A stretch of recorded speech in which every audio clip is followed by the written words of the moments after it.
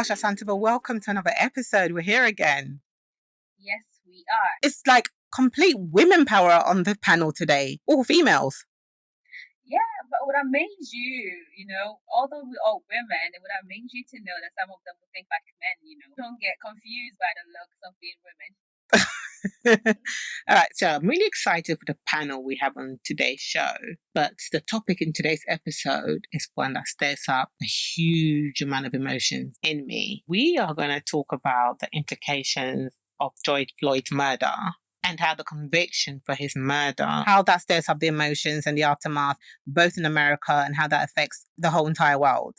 And today we've got an amazing panel of women here.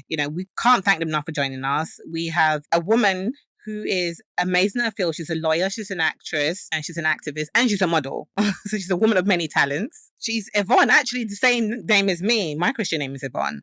But hi, Yvonne. Thank you so much for coming through.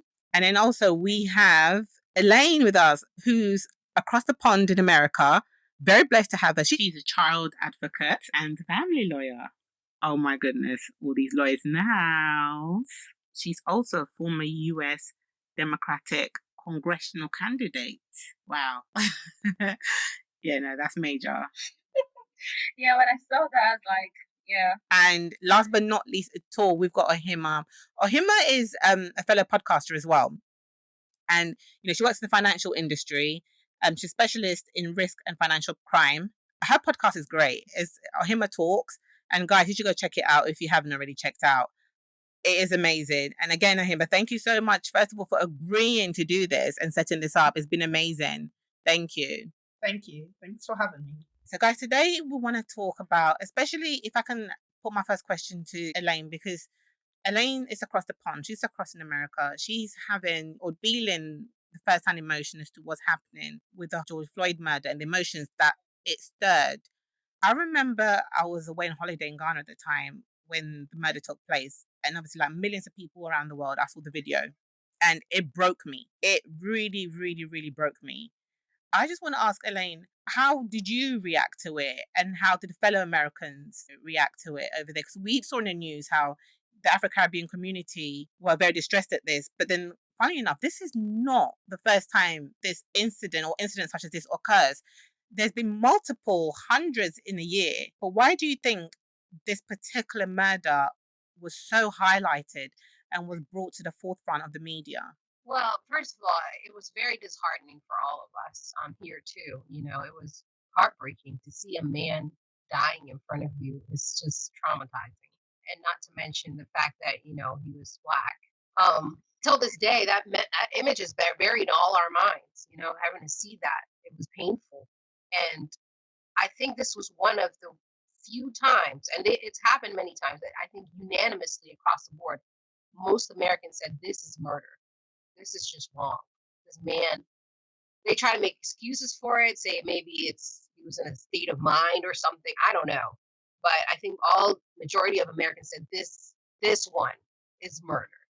And we really need to pursue it. And that's why I think the media pretty much took with it and decided to go with it. But this is a very traumatizing thing for all of us. Especially I have a young Black son, so he's terrified of the police, and I try to convince him not to be, because terror doesn't help you when you're in the situation with the police. You can't run. If you run, you know what could happen. And you can't act funny with your hands all over the place because something could happen. You have to be from a position of strength. So this has been very traumatizing. And I mean, we've been working on it. We've been trying to figure out exactly how he should behave around them. Hands up sometimes doesn't work either. So, I mean, I've met with some sheriffs around here and we've talked about it and with him so he can know what to do. And also to Ohemma and Yvonne as well, how did you guys respond to this? When you saw that 8-minute video, apparently, actually, it was more than 8 minutes long, wasn't it? During the court, we heard that it was over 9 minutes long. When you guys saw that, I mean, where were you and what was your reaction to this video? There's no right or wrong way to even how to explain, how I still feel, with regards to the murder of George Floyd. I think we were having a family barbecue or something, because it was lockdown and everybody was finding, the whole coronavirus situation very, very difficult.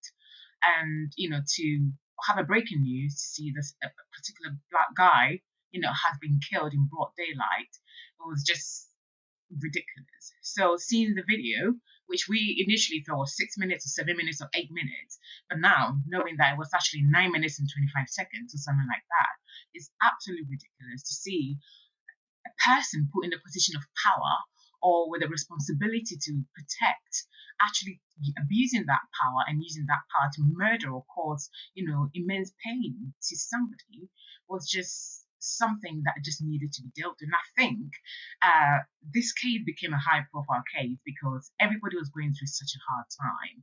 Everybody was home. People were trying to avoid killing each other, whether it just being at home with each other or just with the virus as well. So to see somebody in a position to protect actually killing another person with how cold and calculated he was, looking at the video from, children being present, even other professionals being present, people actually shouting at him to just take your knee off.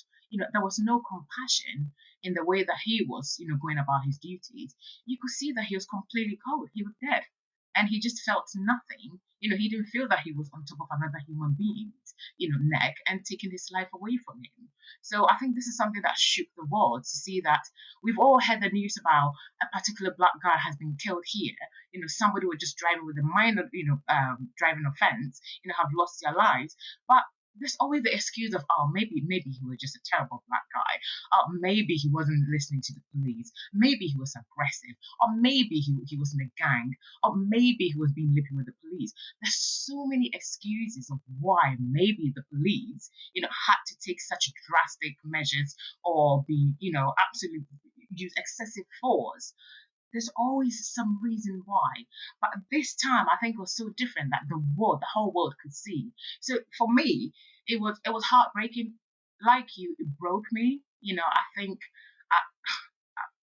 I actually had to speak to my doctors about, how I feel as a black woman, as a black person with a mixed-race child, or living in a community where it's, predominantly white. It just breaks you, and it just makes you too aware of who you are and the reason why your skin color could get you in more trouble than your own action. So it was heartbreaking, ridiculous, heartbreaking. Ohemma, how about you? Just to echo what Elaine and Yvonne were saying, for me, it's been very traumatic, and I felt like as a community, we've never had a chance to actually breathe and mourn and actually process the injustices that we face. If you remember last year, we were all in a bit of an uproar because, not just a bit, but we were quite upset about Omar Albright, who was killed by a father and a son in February, right? And this was just a few months after that Mr. George Floyd also lost his life. So it was very traumatic time for not just the family, but for the community, because how often should one have to say, I'm a human being? You don't need to say you're a human being. I mean, people treat their pets better than they treat us. People really treat their pets and plants better than they treat us. But should there have to be a class system? No, there shouldn't be a class system. We shouldn't have to feel that we have to constantly put our hands up to say, hold up, this is not fair. Hold on, you need to consider how we feel. You need to consider the fact that what you're doing is basically genocide. You are trying to get rid of a race. If this was happening anywhere else in the world, if this was happening in Rwanda, if it was happening in Nigeria, if it was happening in Ghana, believe you me, the United States and the British Army would be there, claiming they are there to protect people's lives. So why can you not do that at your own home? Charity begins at home, right? So you should do that in your own home before you start looking at other places. We help build communities. Black people in the US didn't just get up and end up in the US. They were taken from their motherlands. So if we're there, then you need to give us the same respect. And let's face it, white Americans, so-called white Americans, that is not your home. You met indigenous people there. And again, the indigenous people are also disadvantaged. Everywhere they go, they cause trauma.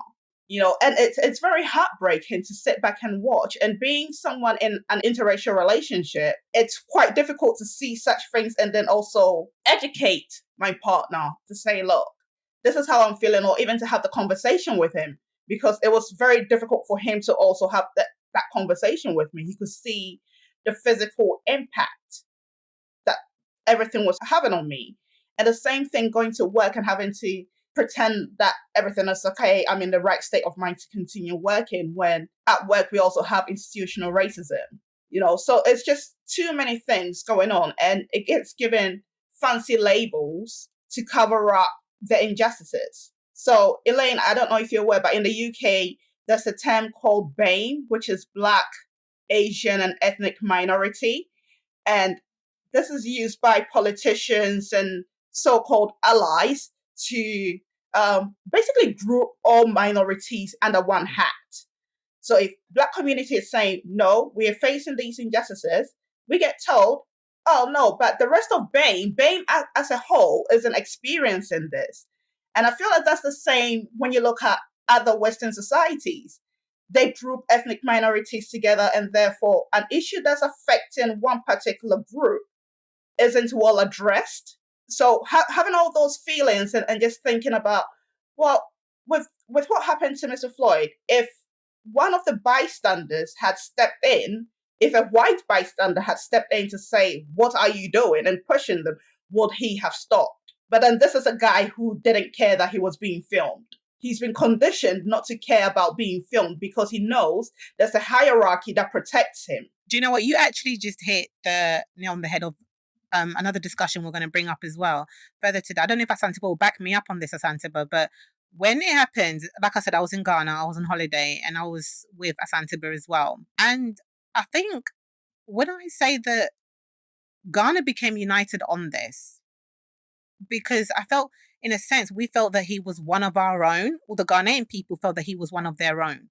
They took it personally. It was just painful. Would you not say so, Asantseba? Yes, Ghanaians took it to a different level. I mean, some even had this whole community set up on social media, about the whole justice for George Floyd and all that. But I took it differently. Like, I took a step back.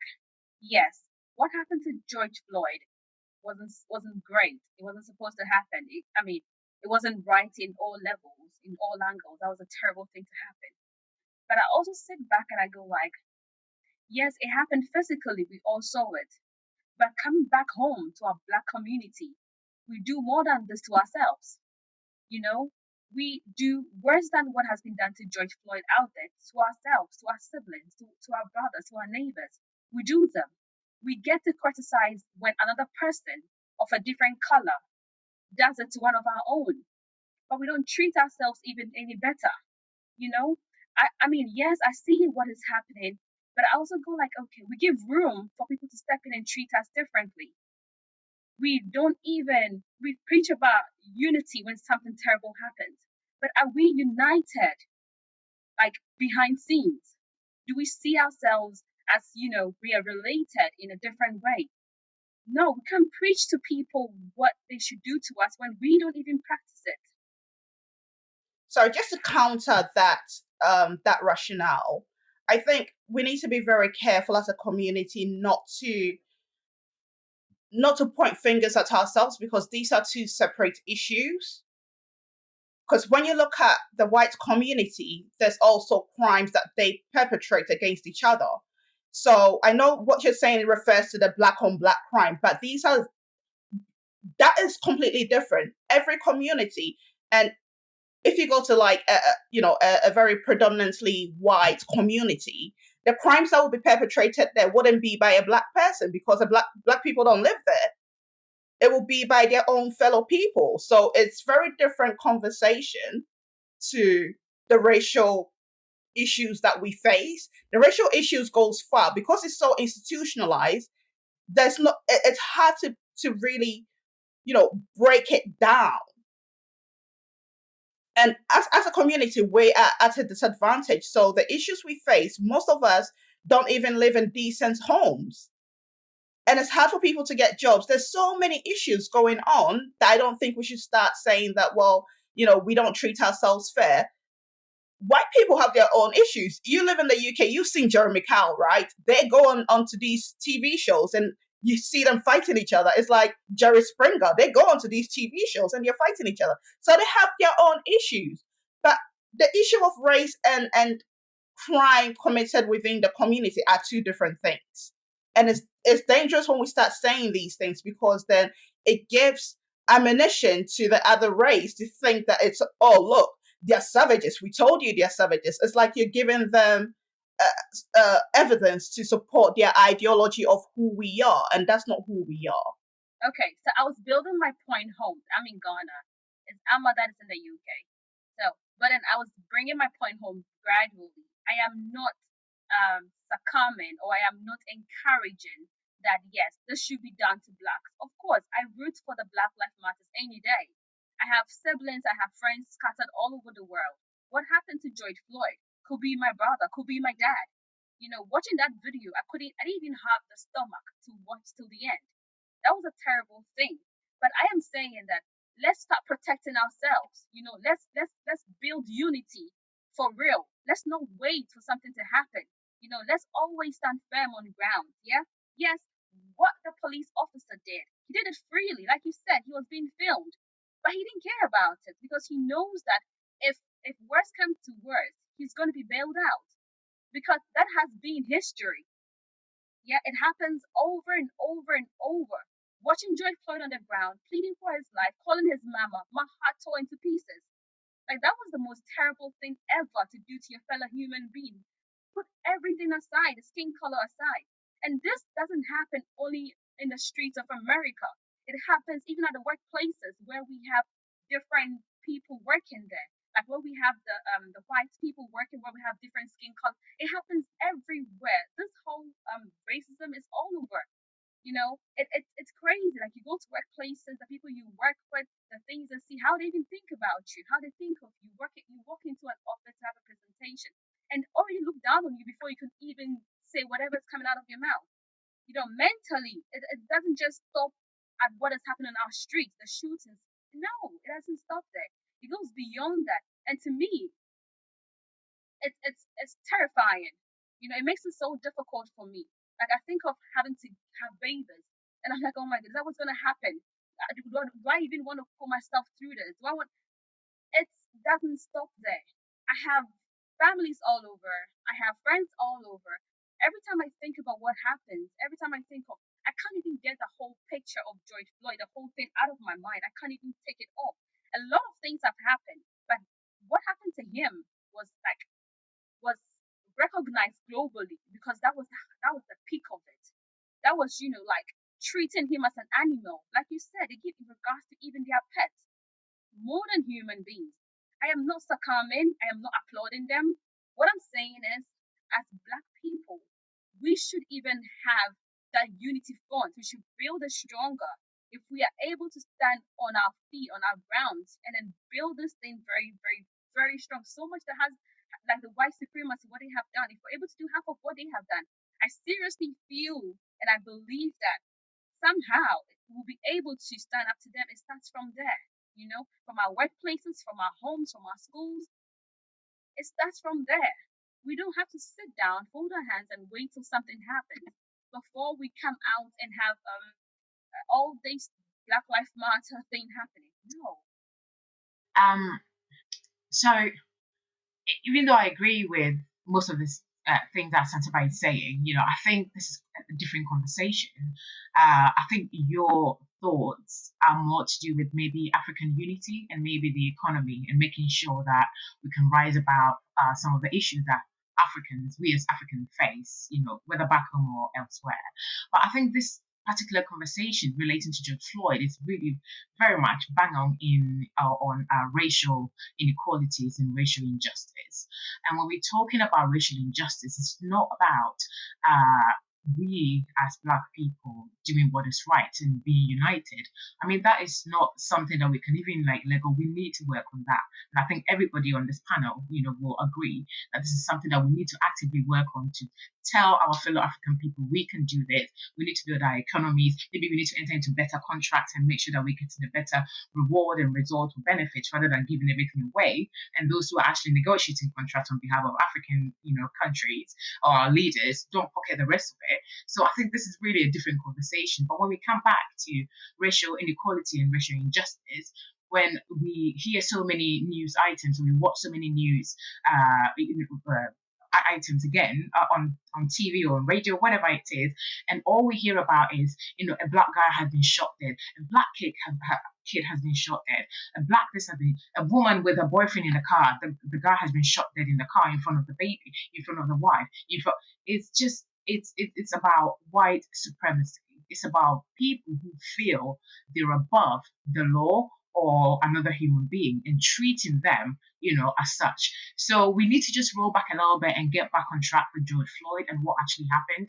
It shook the world. And I mean, it's a big deal when people in Iraq and Afghanistan are also joining the Black Lives Matter. You just know that it's not right. That people, even in Russia, and even China, are all marching on the street to say this is not right because it shook the whole world. We all watched the whole 9 minutes and 25 seconds how a big tall giant or whatever guy laid on the floor begging for his life, but this police officer just stood on his neck until there was nothing left, and he was pronounced dead after a few hours or minutes or whatever it was. So I think, when we're talking about race, we need to stick to the race and say that, yes, there's so many black on black crimes. And also there's something to do with it, because when you look at history again, look at how slaves were treated. Look at how much they were paid. Look at the areas that they were poor. Look at the red line district. Look at where, they were, marginalized economically in earning a decent amount of money, one, to be educated, two, to have their own businesses, etc. So there's so many things that has actually affected the black people and the black race, no matter where you are. Go to different countries and listen to people of color talk about, how they're treated, whether it's, employment or, even in their own homes. There's so many issues that affect the black race. And actually, if you don't have enough money and you're poor, you will steal to make ends meet. You will engage in some, in some unscrupulous behaviors to make sure that you can actually feed your family or yourself or create shelter. So there's so many things which are, interconnected, which we need to look at to say it's not just a black race not sitting down and doing something until something terrible has happened. It's actually looking at everything, holistically. What can we do to make sure that black people don't remain in areas where, there's no development, in areas where they are not progressing in life, in areas where they can actually join the, the economic market.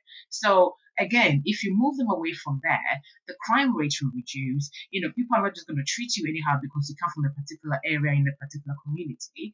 And then, and again, it's not just about us, appearing better in ourselves or, to be treated better.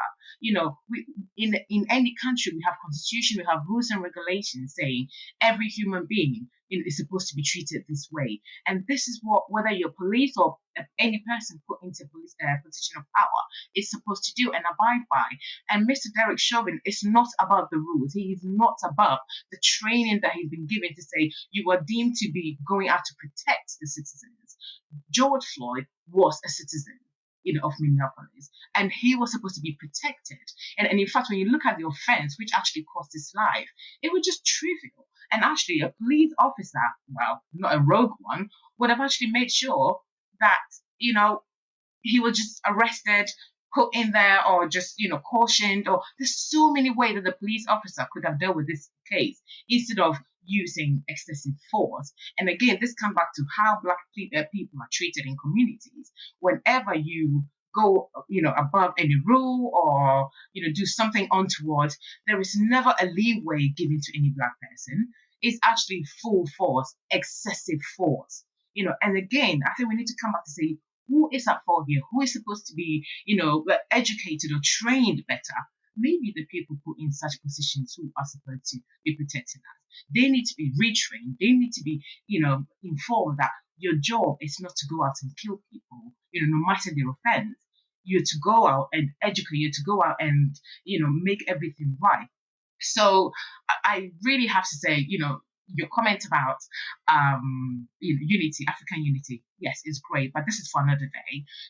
For racial inequality and racial injustice, yes, we need to tackle why and when this is going to end. It needs to end.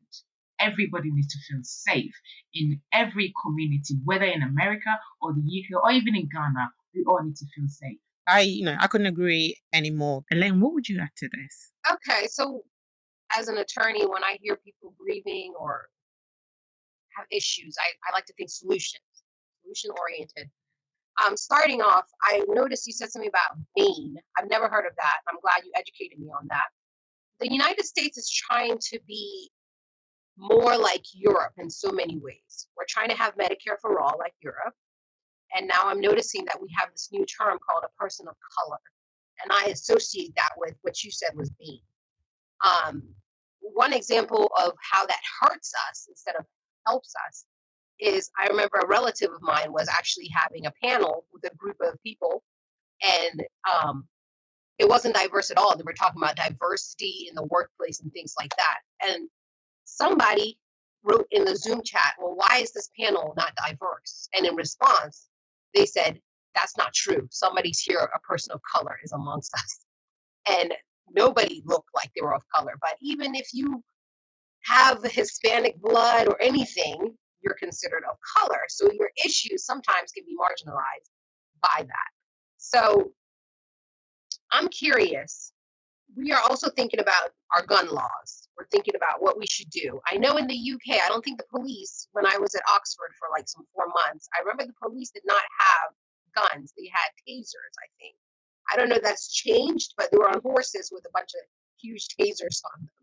So I'm curious if that's the same thing there, or if you have issues like this with shootings with black kids, black men, anything like that, and if the guns is the problem, or if it's the mentality, or if there's other ways that, like, I'm curious what is a solution from your end.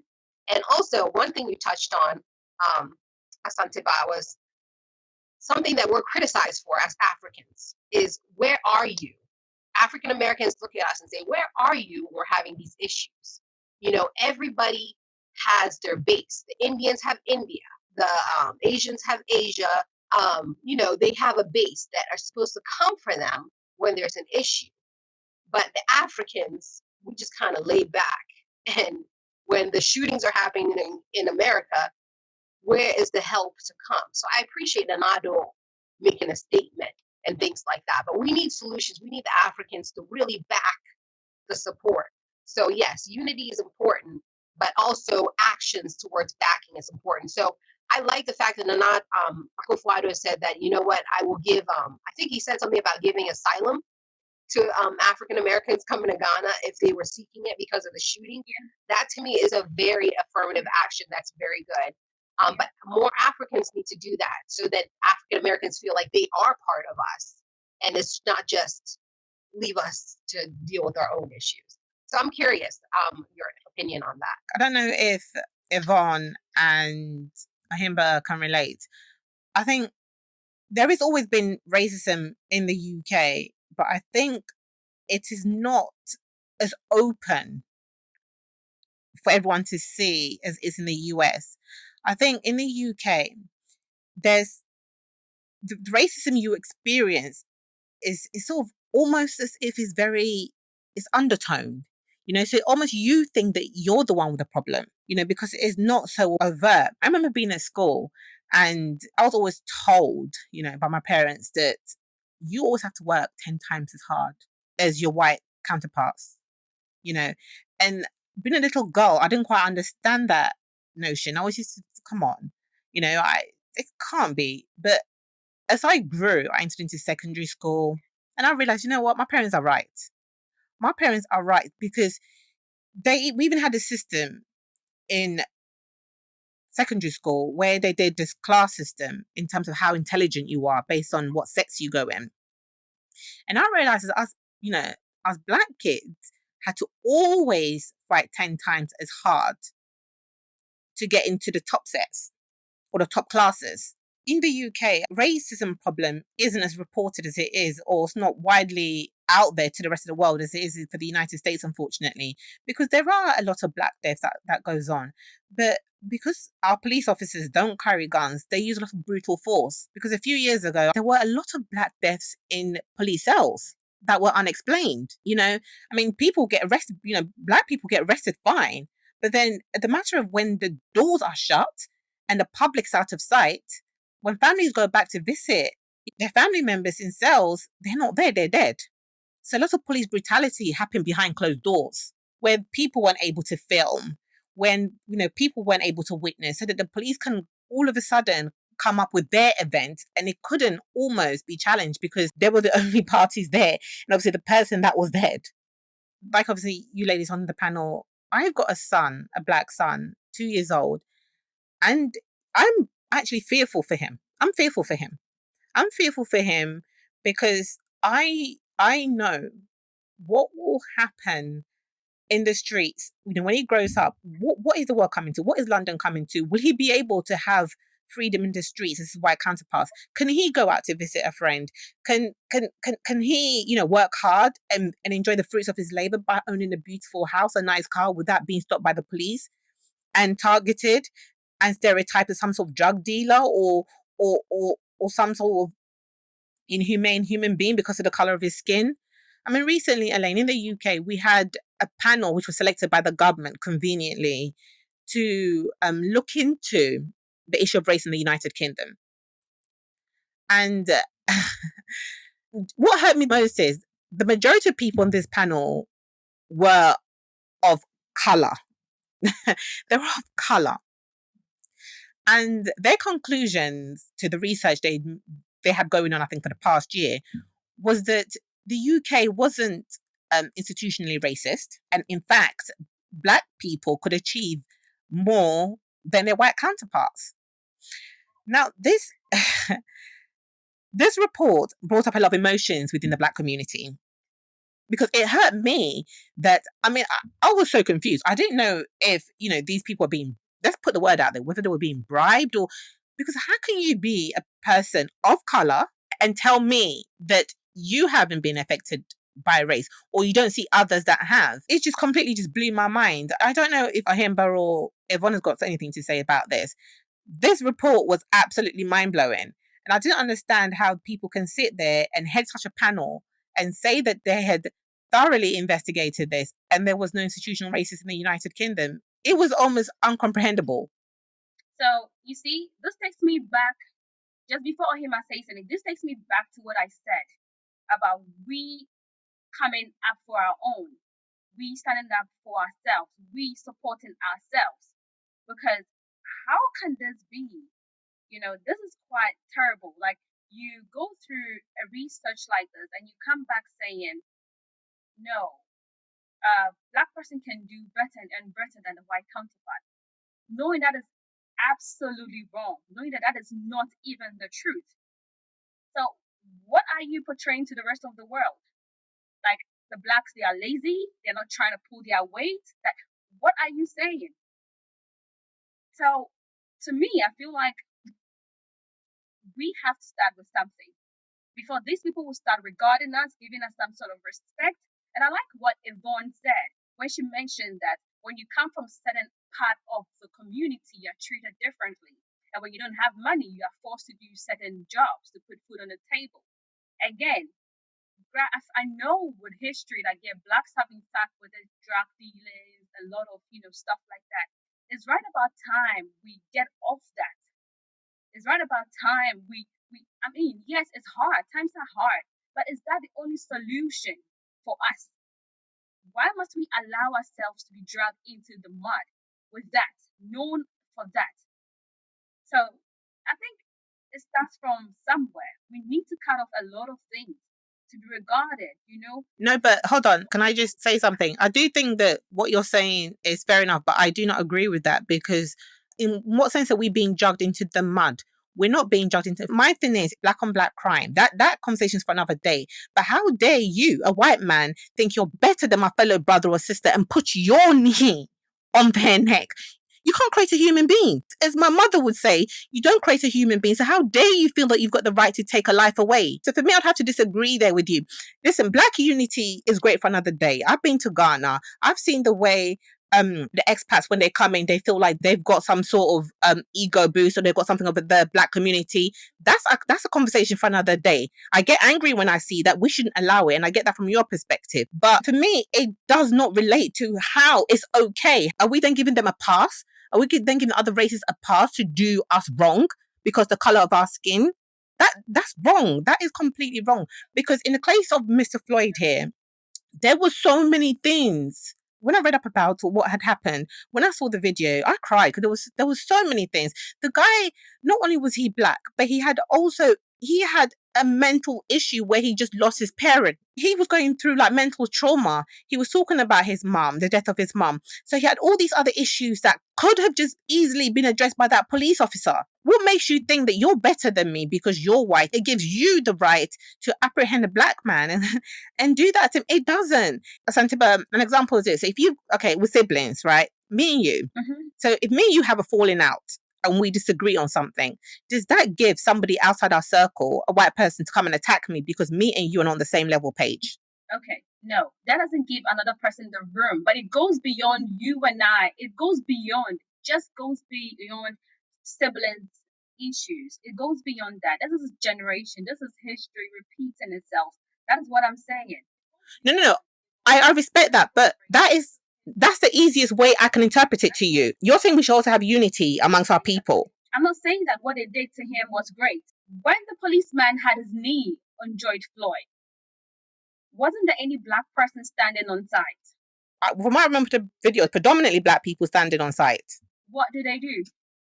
They were telling him it was wrong, bearing in mind that policeman had a gun. So if they go and intercede, that's their life gone at the drop of the hat. So what could they do? I do understand, but if there were 3, 4, 5 people, black people, more than 5 standing there, are you telling me that this police officer will be able to gun all of them? They could have done something. When I saw the video, I was very much upset. Something could have been done. There were 3 policemen on site. There were 3 policemen with guns. Yes, it was one person with a knee on George Floyd, right? Yes, and there were two other policemen standing by right there. So put yourself in that situation. Honestly, I get upset when I watch it because I feel they could have done, no matter what, Ama, they could have done something. Somebody could have done something about it. I think they all stood there and watched it. No, I'm sorry. I'm going to have to disagree with you. I don't think what you're saying at all, for me, is right, because it doesn't matter. These citizens are not there to police the police officer. The police officer, you go through years of training to protect citizens. Citizens should not have to do your job. Just to see both your points, one of the police officers was mixed race. I think they were half black. So yes, he could have done more. But at the same time, it's hard to go against all of them that have guns. And it would have been a very tricky situation. So I see both your sides in that. And the one police officer that was mixed race, he got a lot of heat for it because he should have done more. You sit there, watch your fellow black man getting crushed by the neck, and you're not doing anything. At the same time, I hear the other man that's screaming, "Get your knee off his neck." He's doing everything possible because he has to go back to his child at home. He doesn't want to get shot and die. He still has family relying. That was painful. So it was traumatizing all around watching, like, what can we do? Like, just reliving that, it just makes me want to, it just breaks my heart all over again. I do get where everyone is coming from, but I think we need to remember the fact that we can't put all the responsibility on the community to protect each other when we don't have the tools and the means of doing so.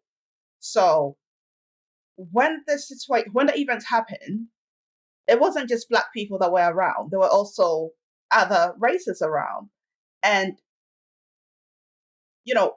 we as a community know we're at such a disadvantage that we cannot stand up for ourselves. But then there's also the other bystanders that no one is talking about that I think we need to look at. It's a mindset thing that we really need to discuss, but that will be a conversation for another time. But as a community, not just blacks, but everyone needs to take ownership of calling out wrongdoing, right? You can't expect the victims to call out just wrongdoing when the people in positions, privileged positions to do so, just keep quiet and, just say, oh, don't do that. Oh, don't do that, because they know that it's also being recorded. Everyone is aware that things are being recorded, and if things are put online, someone may call you out that, why didn't you also do something? So let's not just assume that people that were stood there were all calling out for the right reasons. Some people were aware that they were being recorded. So therefore they will act to conform to what other people were doing. Right. And to go back to Elaine's question on the use of weapons, in the UK, police can carry guns, but there's a rule on proportionality that they need to be very much aware of. And therefore, because of this rule of proportionality, they tend to use the gas, the tasers, and the batons. They use that more. But again, as Ama said, there's a lot of things that happens behind closed doors. We've had a lot of deaths within the Black community, and these are usually not captured on cameras, and there's usually not any records of these. And it's not just within the police, that it happens within different institutions. So even when you look at the medical institution, Black women are more likely to die in labor. There's a whole bunch of things that goes on.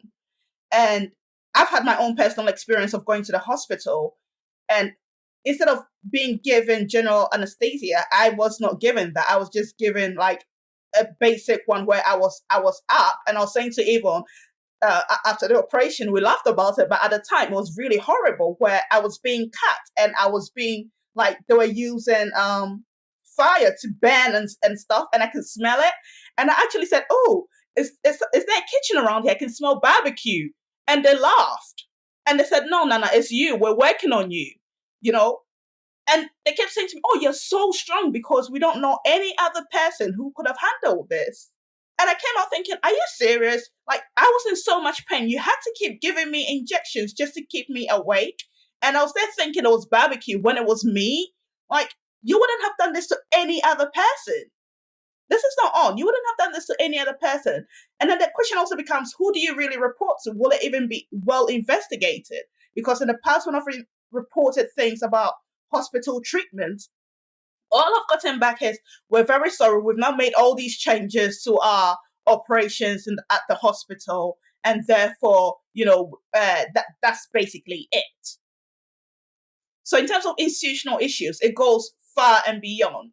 But I really want to understand from Elaine's perspective and experience, what's been happening in terms of regulations since, the trial and since the unfortunate passing of Mr. Floyd.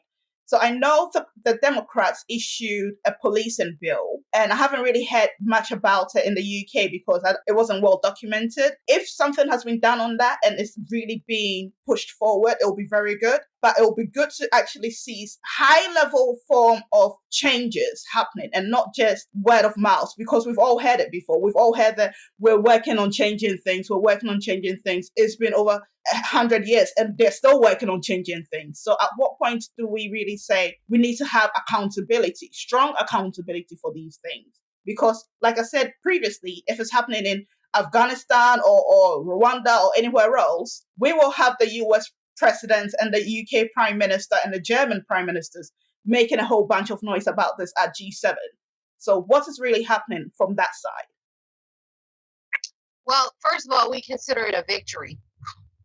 What happened in the court. We are very happy about the fact that we finally got a conviction. So that is progress in and of itself. The next level is the national level.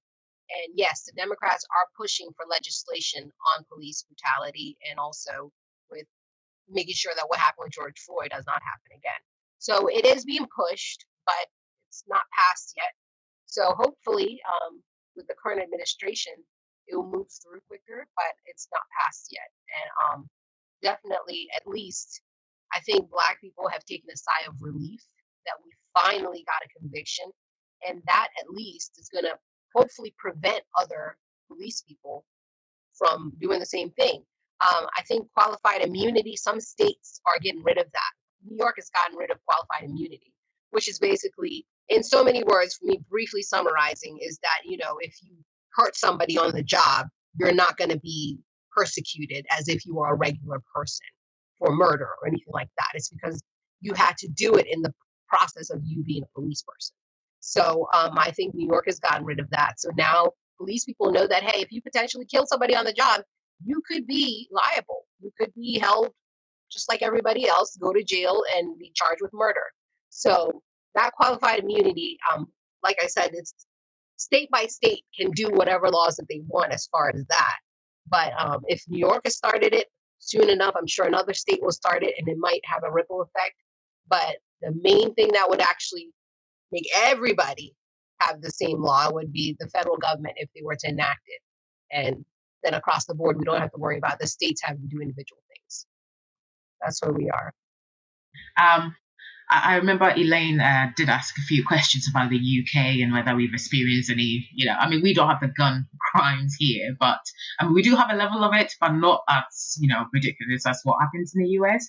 But we have our knife crimes because we don't tend to carry guns, but especially in London and few other, bigger cities in the UK, we do have knife crimes. And then, of course, the police doesn't carry guns, but as the rest of the panelists have mentioned, they've got batons, they've got sprays, they've got everything else. I mean, if you want to compare what is happening in the UK as opposed to the US, a recent case in the news is about a Nigerian boy. I think he's called Okorege. Who, when he was a 19 or 20-year-old boy, and he went missing. But a month before that, a white lady went missing, and it made news. And the police were out looking for her everywhere until they found out, and it turned out it was one of the police officers, one of Met Police, who actually was behind this. Killed her and buried her somewhere. But they found her. But it became huge case, where the whole country was sad about her passing, and there were protests, etc. And then you compare, I think a week later, this Nigerian boy goes missing, and the parents are hysterical. They go to the police station. We haven't seen our boy for nearly 24 hours, and they're like, oh yeah. Basically, they push them away to say he might be at a friend's house, or he's an adult, just leave it be. And they did nothing until it made news that they can't find their boy, and the police haven't done anything about it. So when you compare what's happening, we might not have the gun issue, but we also have the fact that when something happens, they do not take us seriously. It's like you have to try so many times and let the whole world become aware of it. And it's a shame that push these people to actually take action when it's an issue that concerns Black people. And of course, it might be part of, the Asian community as well. But these are some of the issues that we face. Our issues aren't taken as seriously as they should be. A case. So when I first moved to the UK, many, 10, 15 years ago, I actually had to sue one of the, I don't know whether I'm supposed to be mentioning, I won't mention the name for legal reasons, but I did sue, a major restaurant for racial discrimination, and I won. I remember when I first started the case, a lot of law firms didn't want to take me on board, and I have to represent myself as a law student, because I'd worked for this company for over a year, and I was moving to a different town, which was predominantly white, which I still live in right now, and my boss had initially wanted to do what's called, not a promotion, but to speak to the manager in this new town, that I'm a long-standing worker and I'm coming over to this new town and I should be a supervisor, blah, blah, blah. And so, oh, no problem about it. So anyway, we had a conversation and he thought I was white. And when we met, he saw I was Black. So then he wouldn't even come down to meet me and actually interview me. So he didn't really interview me, and usually our usual, course of events is to show people who work for the company for a number of times, throughout the restaurant, to the kitchen, to whatever. And this manager would not shake my hand, would not take me to the restaurant, would not take me anywhere. I said, I'll get back to you in 48 hours. In 24 hours, he called me back and said, sorry, we don't have a job anymore. So it's not anything I did and that I wasn't qualified for the job, but I wasn't going to get the job because he realized that I was Black. And then, I had to sue them and I won. And I bought my first car out of it, which was really nice, thinking about the injury to feeling and everything that I had to endure, due to this. And then I worked in a law firm, in a different city in the UK. And when you talk about you have to work 10 times as hard, it's so real. When you're going even through interview process, sometimes your name makes you disqualified. It doesn't matter that you've worked in this law firm or that firm, or you are an expert in whatever it is field that you work in. If your name has this African tone and whatever to it, usually your CV is put in the bin because they don't want saying, like, oh gosh, might be a bit African, whatever. They don't want to waste time. They don't want to give you that opportunity. And if they give you the opportunity, it's the least, that is available that they want to give you. And if they have to pay you, it's the least that they will pay you. So if you've been through the system and this whole process, working 10 times as hard, yes. And when eventually I got a job in that firm, I had to work 20 times as hard. And I was like, ridiculed.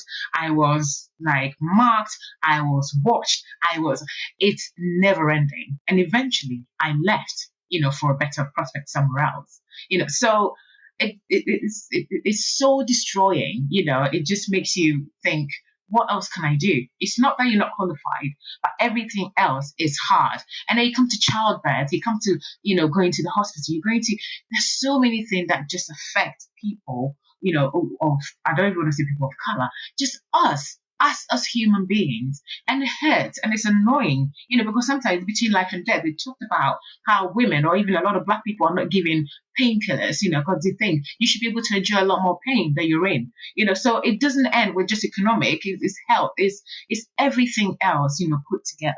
I've just made a low. So and then of course the BLM protests have created the much needed awareness that we've been craving for. People don't listen until there's protests on the street. We're screaming our lungs out. Our lives matter. And again, you have people who counterize and go, well, how about the white lives? How about dogs? How about animals going extinct in the bush? There's so many reasons why the black life shouldn't be given the priority that it deserves after all these years. So thank God for Black Lives Matter protests. Thank God for Derek Chauvin and his mean, evil spirit that created this thing that meant the whole world now watch how our complaint will actually valid and it just needed that attention. So thank goodness for that. And to just finally end my point on Ghana and actually taking positive action, unity, we cannot even underestimate that we need it, but we know it's a long way to go and we are working on it. And you can see many people are now leaving the diaspora to go back home to try and create jobs, try and create different businesses, to try and bring a different narrative and prospect to the African story as opposed to what we hear over here. And I'm so glad that Nana created this new year of return where in Cape Coast, in the central region of Ghana, he gave about 5,000 acres of land for people who want to come back home. So apart from just giving asylum and, being able to obtain citizenship, Ghanaian citizenship, so far as you got African, sort of DNA in you, you're entitled to come back home. If you trace your roots back to Ghana, you can come back home, get one of these free land. I mean, they do say free, but I know it's not that free, because you have to do all the paperwork and everything else, and in the end, it's not going to be that free. But at least there's that thing there where people can actually go back home, get a piece of land, put a business on it, put a home on it, and just, get a different attention or love, that we all seem to be wanting. And I think we're entitled to that. So thank goodness that we've got a government, even though he's failing in other ways, he's also, gaining, popularity or notoriety in different ways where people know they can come back home for peace of mind and to be treated as human beings. Yeah, no, that's absolutely true. So before we sort of wrap up, ladies, where do we go from here? Where do we go from here? How can we, as a Black community, universally, how do we move forward from this? How do we make sure that what happened to George Floyd doesn't happen ever again in our lifetime or our children's lifetime ever? How do we move it forward? So I'll kick that off. I think there needs to be a lot of education. There needs to be definitely a lot of education from our side. We need to be able to educate and tell our narratives. We need to we need to be able to protect our narrative by telling our own version of events instead of waiting for someone else to tell our story.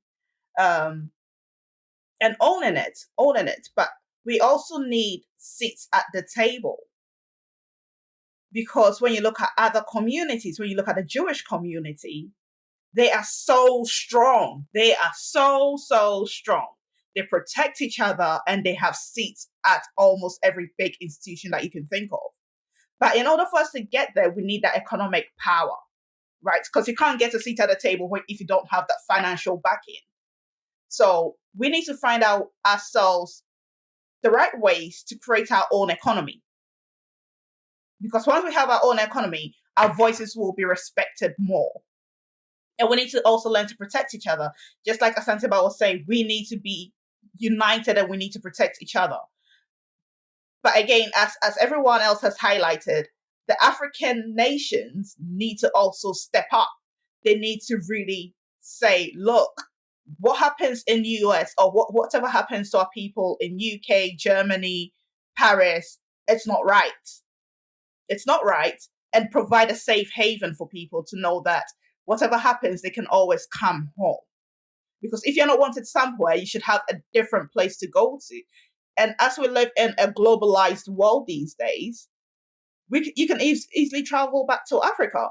You know, there are things that you can do there. And there's so much opportunity back home that people can take. You can take the things that you like about the country that you currently live in, and you take it back home and create your own economy.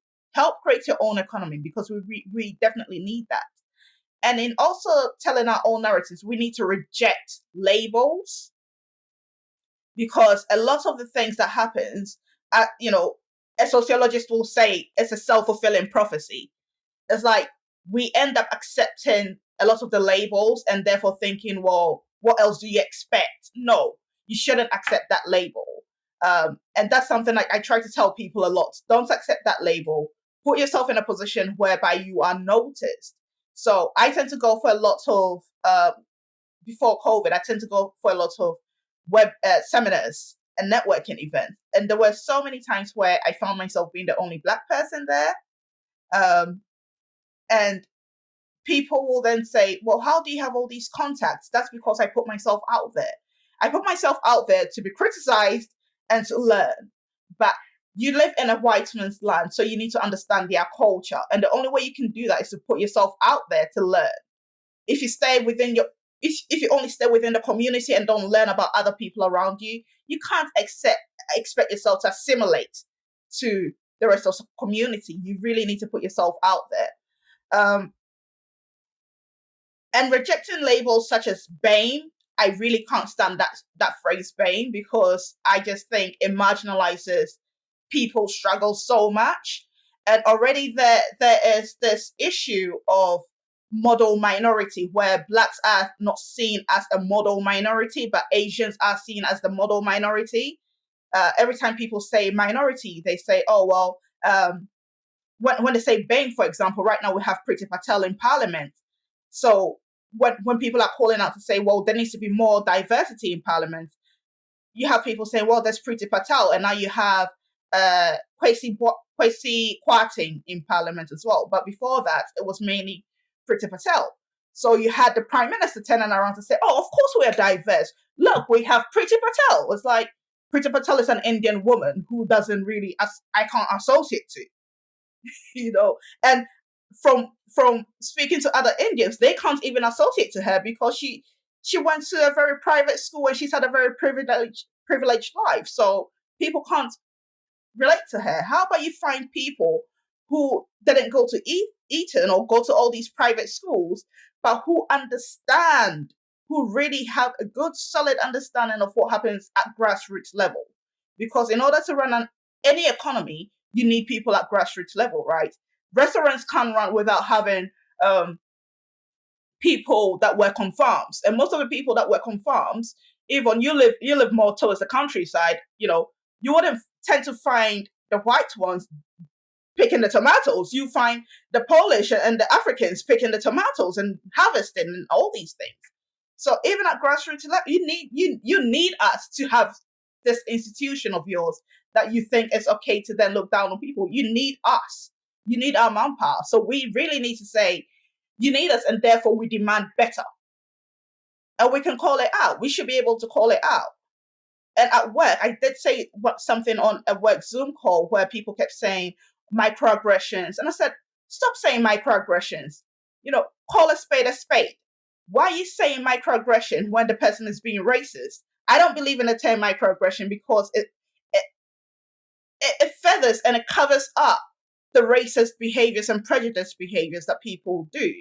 So call a spade, and don't tell me, oh, I didn't know any better. I didn't know that touching your hair will make you feel a certain kind of way, or rubbing my hands on your skin will make you feel a kind of way.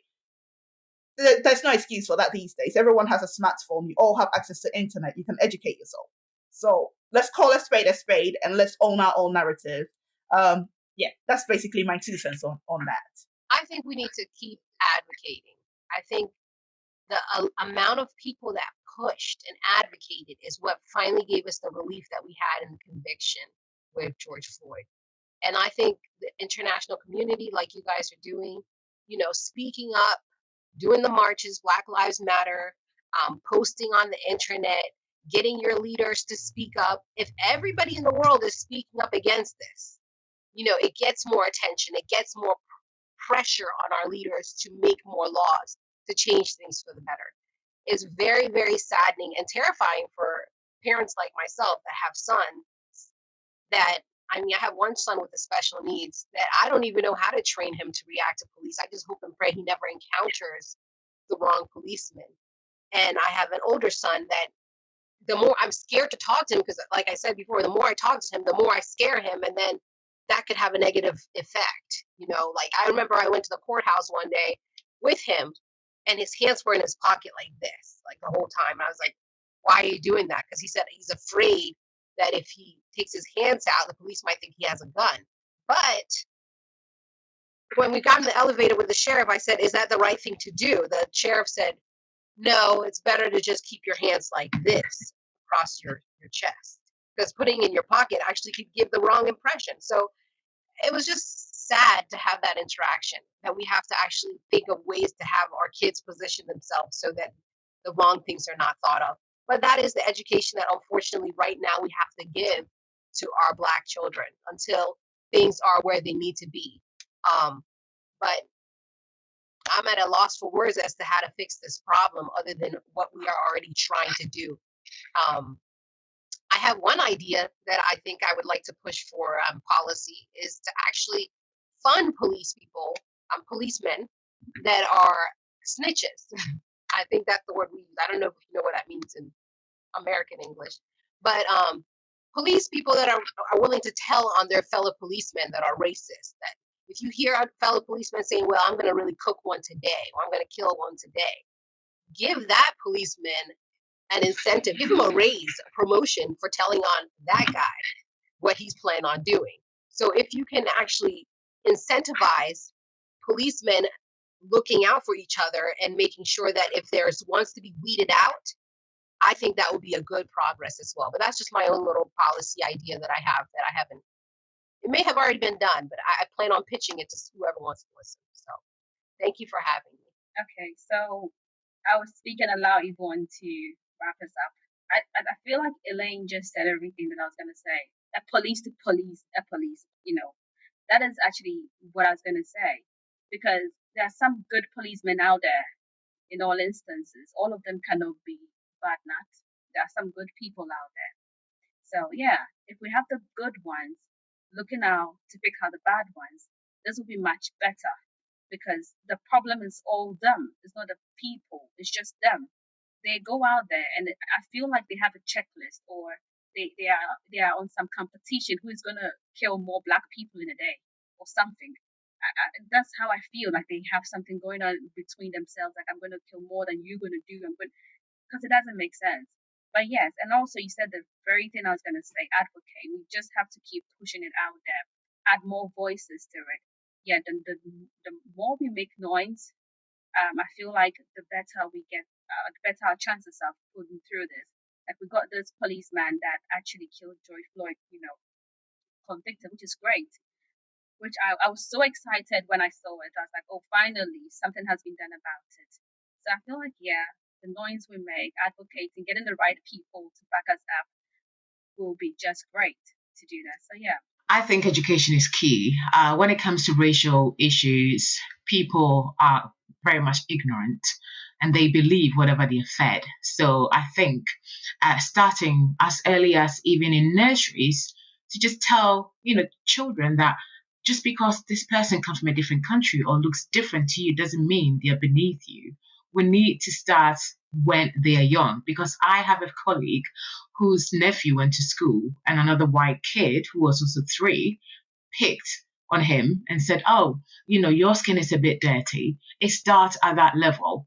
We've seen that you don't have to grow up to be 20 or 50 to become racist. It's just gradual process. Seeing other people talk to other people in a very derogatory way that is not corrected, we think, oh, it was just a little banter, or it was just. So education is key. Let's educate people as early as possible in schools, at churches, in playgrounds, everywhere. If you see something that doesn't work or is almost borderline but is still innocent, correct it so it doesn't become a thing.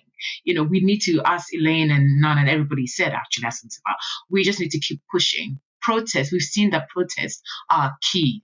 It was the BLM protest that actually pushed the whole world to see the injustice that have been happening in America for so long, from Rodney King to, Martin Luther. It's just gone on and on and on forever. So protests are so key, and it's actually going to push for more accountability. I think what's changed now is that we've seen that other police officers are willing to testify against each other. And when that happens, that people are beginning to backtrack and okay, I want to be on the right side of history. So let's keep pushing. Let's not give up. There's much more work to be done. But I think now, we can breathe a little bit, so that we are on the right track. So thank you very much for having me today. I've thoroughly enjoyed this conversation. Oh, thank you so much, ladies, for giving up your time. And yeah, we've enjoyed having you, haven't we, Asantseba? And hopefully our listeners out there can take something away that we can all play a part in all of this. Our listeners that are not Black, it's not just a Black problem. It's a universal problem. So let's all get stuck in and let's do our bit. Anyway, thank you so much, ladies. So until next time, guys, goodbye.